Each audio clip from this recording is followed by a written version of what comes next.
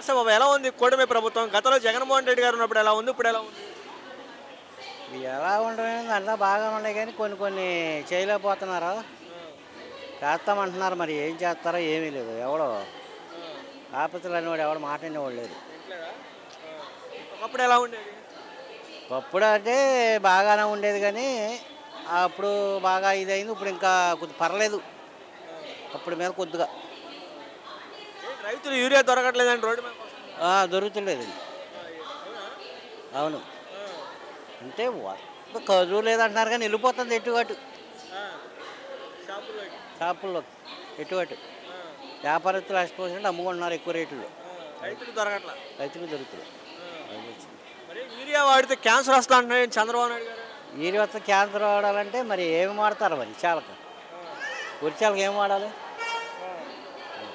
మరి వ్యవసాయం చేస్తారా? వ్యవసాయం ఎలా చేస్తారు?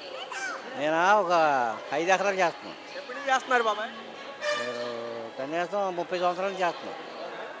ఎప్పుడైనా ఇట్లా ఉందా అసలు యూరియా కొరత అనేది? కానీ ఎప్పుడూ లేదు. మా చిన్నప్పుడు దాడవసారి ఉన్నప్పుడు కాదు ఎప్పుడూ ఎరగం. ఎందుకని మరి ఇప్పుడు ఏంటో చూస్తే ఇట్లా అసలు క్యాన్సర్ వస్తుంది అంటున్నారు, యూరియా దొరకట్లేదు. ఈరే టైట్ ఇప్పుడే వచ్చింది, ఎప్పుడు ఎరగం అసలు. రైతు గిట్టుబాటు ధర ఉందా బాబాయ్? ఏం గిట్టుబడి ధర? అన్నిటి పెరిగిపోయినాయి. గిట్టుబడి ధర ఏమి ఉండదు వ్యాపారస్తులకి. కరెంటు బిల్లు కానీ నిత్యావసర సరుకులు కానీ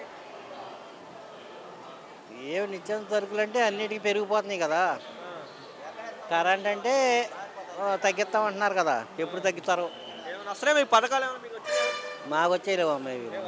మరేంటి 6 గ్యారెంటీ పూర్తి చేసాం, అసలు super 6 super success super SIT అంటే మరి రేషన్ కార్డుని బట్టి అంటమ్మా. కొంతమందికి ఉందా, కొంతమందికి లేదు.